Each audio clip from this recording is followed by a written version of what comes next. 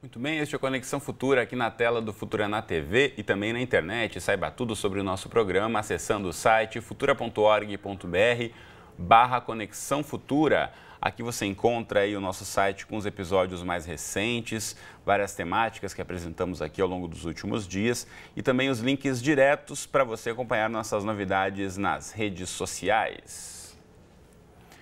Bom, ter um filho é o momento mais aguardado na maioria das famílias. Para muitos casais, esse chega a ser um dos principais objetivos.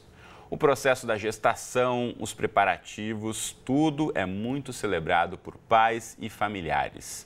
Quando o bebê nasce, são comuns as visitas e os presentes, mas passados os momentos da euforia inicial, é preciso entrar nessa nova rotina. Principalmente os pais e as mães de primeira viagem podem levar um tempo até se adequarem às irregulares horas de sono, às constantes pausas para alimentação e detalhes sobre higiene e outros cuidados que parecem não ter fim. Nem sempre o dia a dia é tão perfeito como foi imaginado, principalmente quando o estado emocional das mães pode ser afetado pelas questões hormonais. Em muitos casos, chega a ser diagnosticada a depressão pós-parto. Outras vezes é apenas uma tristeza que provoca muita insegurança e muita insatisfação.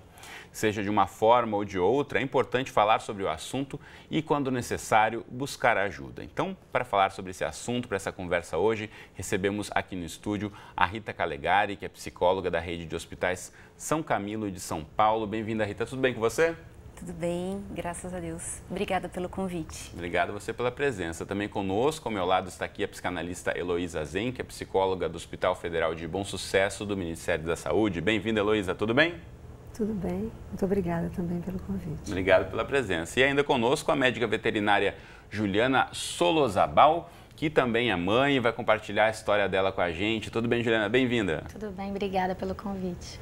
Bom, e você em casa, como sempre, também é nosso convidado para acompanhar aí o nosso bate-papo ao longo dos próximos 25 minutos. E eu já começo aqui passando a palavra à Juliana, mãe de 2 meninos. O Davi e do João. O Davi e o João, qual a idade deles agora, Juliana? 4 e 3. 4 e 3 anos. Então já estão crescidinhos um pouco, mais ou menos na mesma faixa etária. Mas lá atrás, no momento da pós-gestação, foi como você tinha imaginado? Não. A gente acha que é um mar de rosas, aquele sonho de ser mãe, que vai ser tudo perfeito, mas eu chamo que, assim, foi meio heavy metal, meio punk. Porque é uma rotina completamente diferente da que você já tinha, né? Uhum. Você tem a sua vida, o seu trabalho, a sua rotina já estabelecida e, de repente, você deixa tudo aquilo para ser uma nova pessoa, eu acho. Uhum. Você agora não é mais a Juliana veterinária, você agora é a mãe do Davi e daquele ser que precisa de você exclusivamente 24 horas por dia. Uhum. E aí se prepara muitas vezes, Rita, aqui nem todo casal passa para fazer um planejamento de como vai ser, né? Meio que quando acontece de o bebê já estar ali no círculo familiar, que o dia a dia vai impondo muitas questões, né? Eu acho que a gente idealiza muitas coisas por conta do que a gente assiste nos filmes, ou até mesmo por conta do que as pessoas contavam, né? Que hoje a gente tem as mídias que nos ajudam, as mães colocam muitos depoimentos, contam esse lado não tão rosa, como a Juliana falou, mas existia toda uma aura, né, de encantamento em torno da maternidade. E aí, quando você se depara com esse cenário que não é tão encantador, né, que ele é muito difícil, adorei quando você falou essa coisa meio hard, meio punk, e é bem por aí, quebra, né, pega de surpresa. Então, você ter pelo menos uma noção, não é que vai ser ruim, mas que talvez não seja tão cor-de-rosa, tão simples, que você precise lançar mão de alguns recursos para poder passar por tudo isso de uma forma mais leve, mais tranquila, ajuda muitíssimo. Sem dúvida. E tem, por outro lado, também, muitas vezes, a pressão, né? Porque são as amigas ou as primas, as irmãs ou a própria mãe dessa nova mãe que coloca toda a questão, quando eu fui mãe pela primeira vez não foi tão assim, então você não tem que reclamar, como se a mãe nova não tivesse o direito também de reivindicar o seu espaço, né, Heloísa? Não só isso, né? Como existe uma dança das cadeiras, né? Novas funções, novos lugares, né? O que acontece? Pela idealização que Rita comentou, a mulher tem uma expectativa de que, de fato, Sua Majestade o bebê chegará, mais ou menos as coisas funcionam na fantasia da mãe, como com horários, com rotinas que são necessárias, absolutamente necessárias, é verdade. Só que um bebê não tem um manual. Ele é um novo ser que vai entrar e vai já ocupar um lugar que, na verdade, sempre já estava destinado a ele. Por menos que a gente imagine, né, ele já tem toda uma história através de quê? Da mãe e da mãe da mãe da mãe. Ou seja, tem uma questão transgeracional que passa pela maternidade dessa jovem mulher que está tendo seu filho pela primeira vez. Né? Então, existe uma série de questões que vão interferir não só no momento do nascimento, como a gente chama no período perinatal, mas durante a gestação. Então, o ideal é que a mulher pudesse ter um espaço de escuta que fosse ou com o seu obstetra, né? Seu médico obstetra, com o pediatra, que ela faz geralmente uma entrevista antes, ou pelo menos conhece, né? No privado é mais comum, no público nem tanto. Ou alguém que realmente possa ouvir o para além dessa coisa idealizada, desse rosa e bombons, como a Rita falou. Então é muito importante que a mulher tenha esse espaço, né, para ela falar de coisas, eu diria, inconfessáveis. Então é muito importante que alguém possa ouvi-la, de preferência que não vá, né, encher mais a sua cabecinha. Juliana, passou por um pouco dessa pressão familiar? Essa questão que ela acabou de mencionar, eu acho que me ajudou muito foi uma amiga, quando eu estava grávida do primeiro filho, uma amiga chegou para mim e falou, olha, não é bem assim e não se assuste se você tiver vontade de jogar na parede. Eu naquele momento fiquei apavorada com o que ela tinha falado, porque eu falei assim, não, eu não vou fazer isso. Mas passa a primeira semana do pós-parto, passa a segunda, passa a terceira, sem dormir, sem comer, sem fazer as coisas que você está acostumada a fazer. Eu até brinquei com a Rita. Eu senti vontade de jogar na parede. Deus que me perdoe, mas ainda bem que foi só pensamento. Mas tem mãe que deve enlouquecer, porque não é fácil. Porque eu tive várias alterações. Eu tinha problema hormonal. Para desencadear a depressão, a gente estava conversando. Eu tive a perda da minha avó, que foi a minha mãe, porque eu fui criada com ela. E a mudança da cidade. Isso logo depois do momento da gestação. Eu morava no Rio de Janeiro. Casei e fui morar no interior do Rio. Não tinha minha família por perto, não tinha minhas amigas. E aí... engravidei 6 meses depois da minha avó falecer. O sonho era que minha avó tivesse conhecido meus filhos, mas infelizmente não aconteceu. E aí aquela vontade de engravidar e não poder engravidar, que eu passei por isso também, da infertilidade, de fazer tratamento, não conseguir engravidar, e eu ia no laboratório fazer beta-HCG todo mês. E aí veio a gravidez desejada. Beta-HCG, explicando para quem não está familiarizado, tratamento. Não, beta-HCG é o exame para saber se está grávida ou não.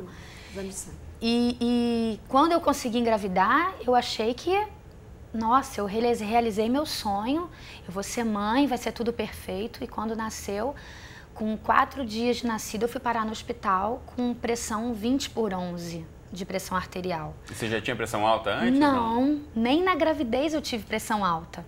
Mas eu acho que foi a mudança da rotina. Porque eu acho que você deixa de ser você um pouco. A tua individualidade, você sozinha não existe mais.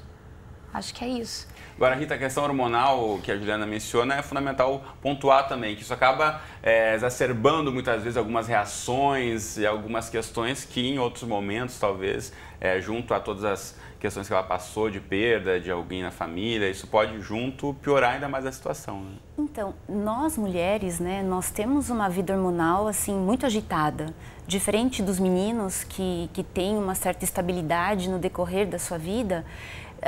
a menina, quando ela já entra aí, né, na sua primeira menstruação e que ela passa a ficar pronta, né, ficar fértil para se tornar mãe, ela passa a ter, dentro de um período de um mês, uma série de mudanças importantes por conta dos hormônios.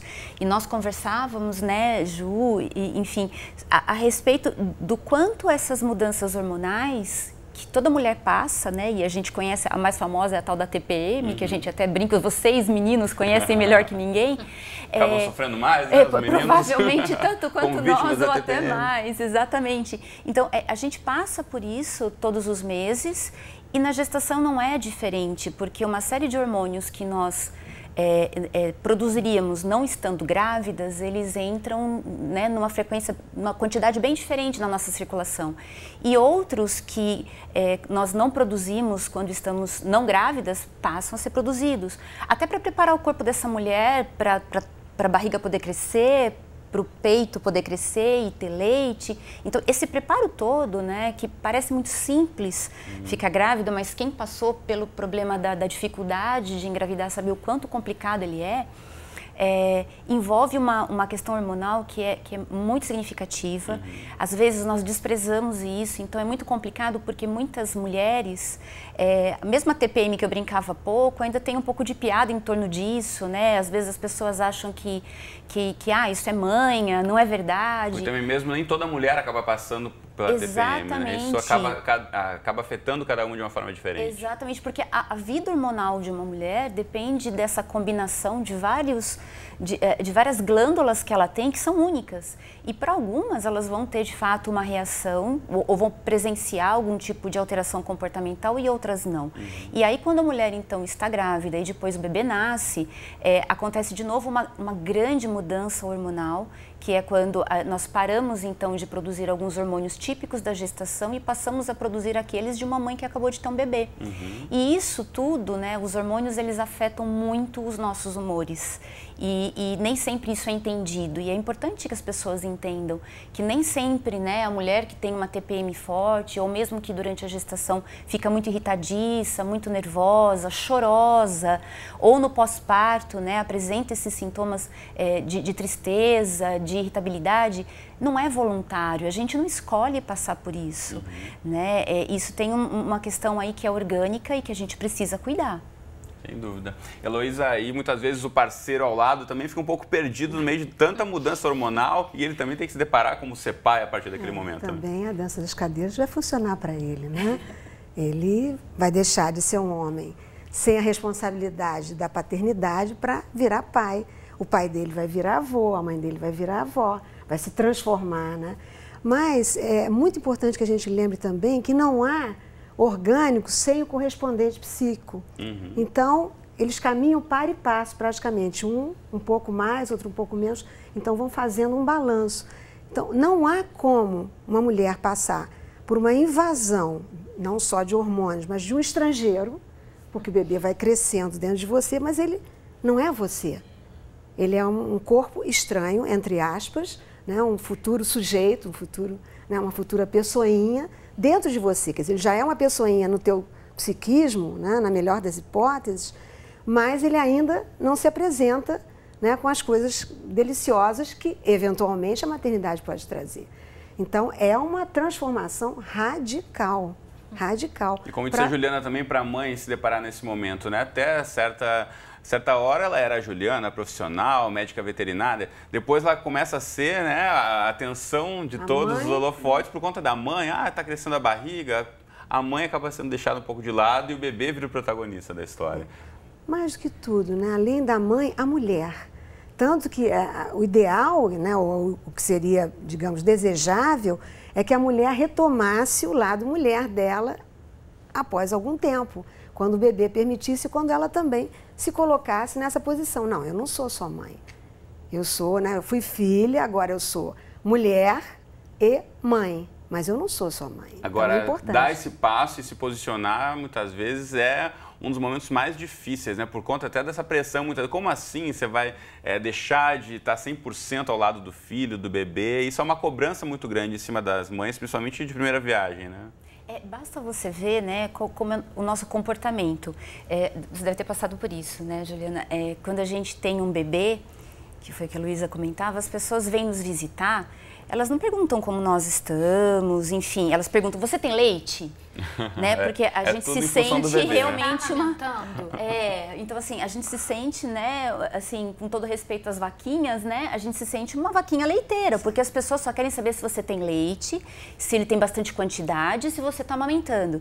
Então, às vezes a gente esquece também de perguntar para essa mamãe, né, como é que você está, né? Ajuda.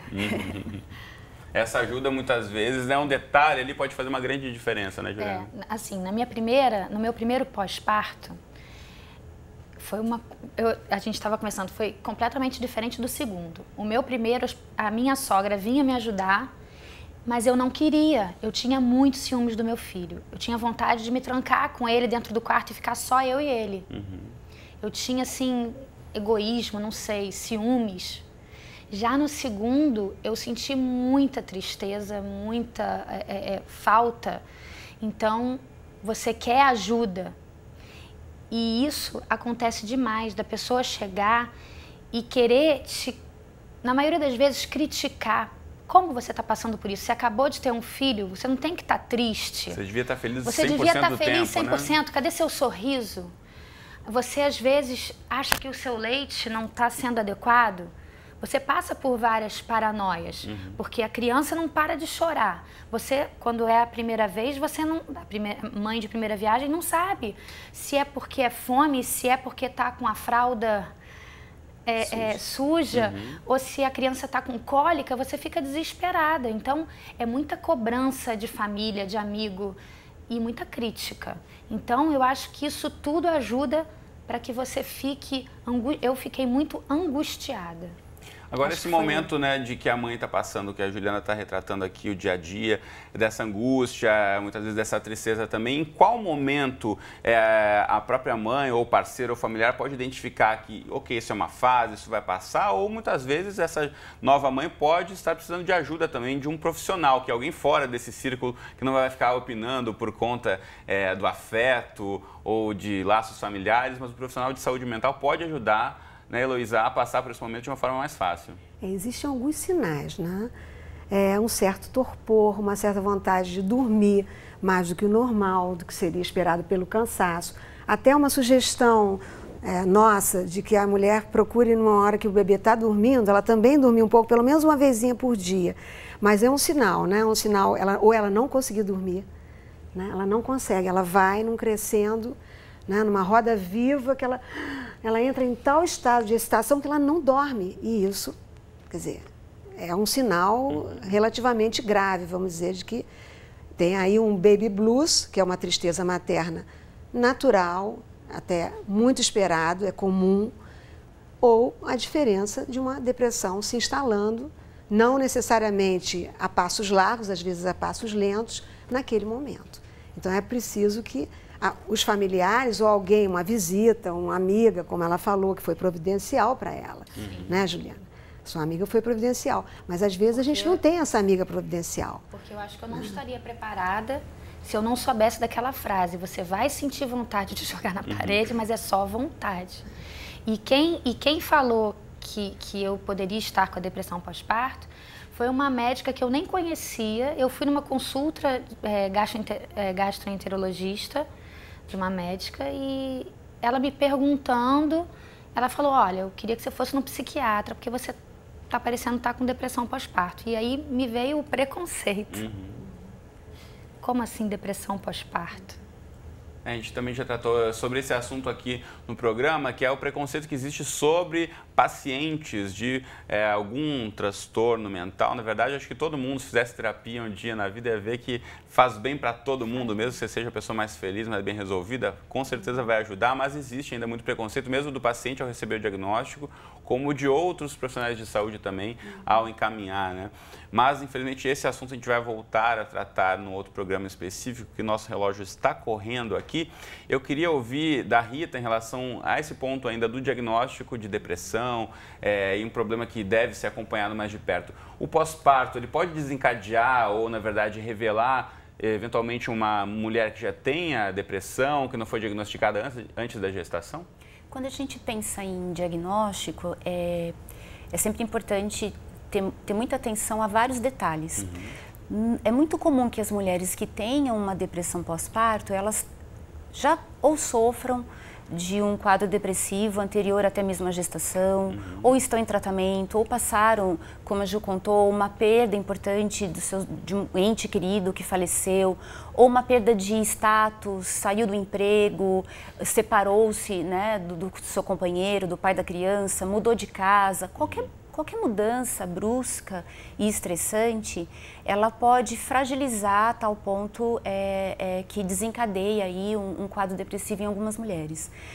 E no caso do blues, a gente percebe que tem essa alteração hormonal bem importante no pós-parto, ela vem muito repentinamente, normalmente no 3º ou 4º dia do pós-parto, que coincidem normalmente com a alta da maternidade.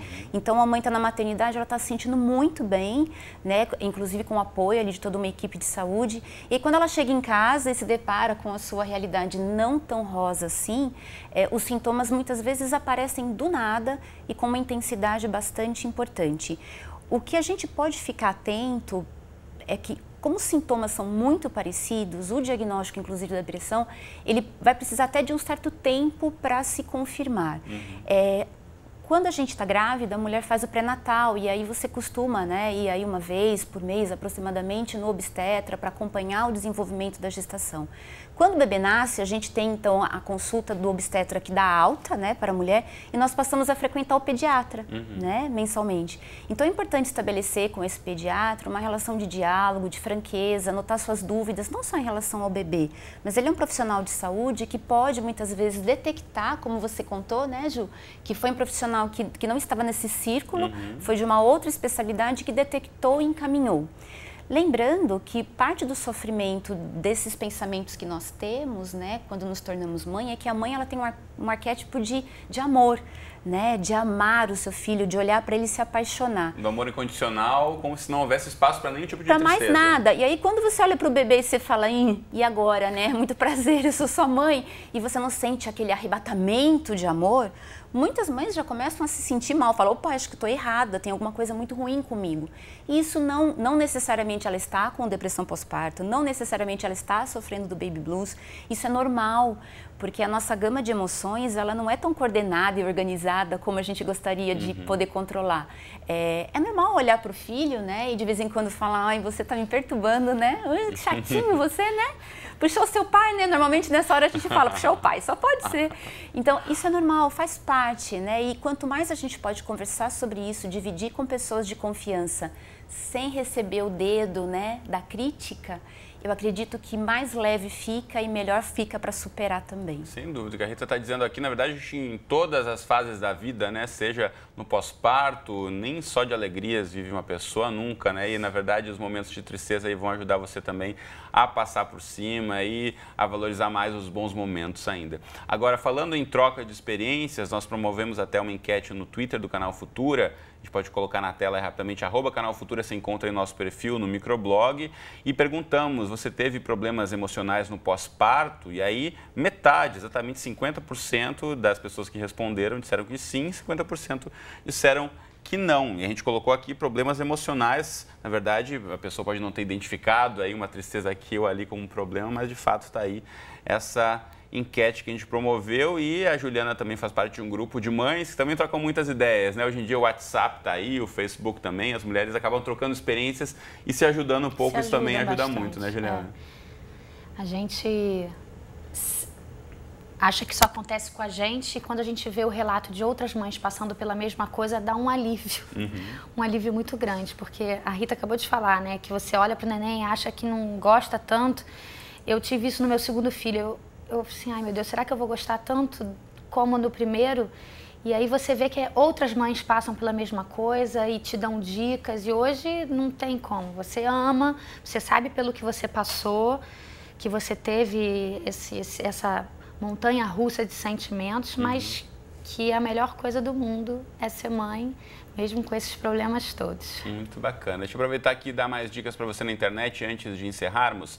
O Hospital Federal de Bom Sucesso tem o site que está aí na tela para você, representado aqui no estúdio pela Heloísa, é hgb.rj.saude.gov.br, essas letrinhas que estão aí para você, tem mais informações sobre o Hospital Federal de Bom Sucesso e também outro site que eu recomendo aqui, que é o da Associação de Ginecologia e Obstetrícia do Estado do Rio de Janeiro, que é sgorj.com.br. Poderíamos aqui seguir à tarde conversando sobre esse assunto tão bacana, mas nosso reloginho está correndo, o tempo encerrou. Então, obrigado às três pela presença. Muito obrigado pela presença aqui. Valeu. Você de casa, obrigado pela companhia de sempre. Conexão na tela da TV no Futuro é de segunda a sexta ou qualquer hora do dia e da noite no nosso site que está aqui embaixo para você. Um abraço e até a próxima.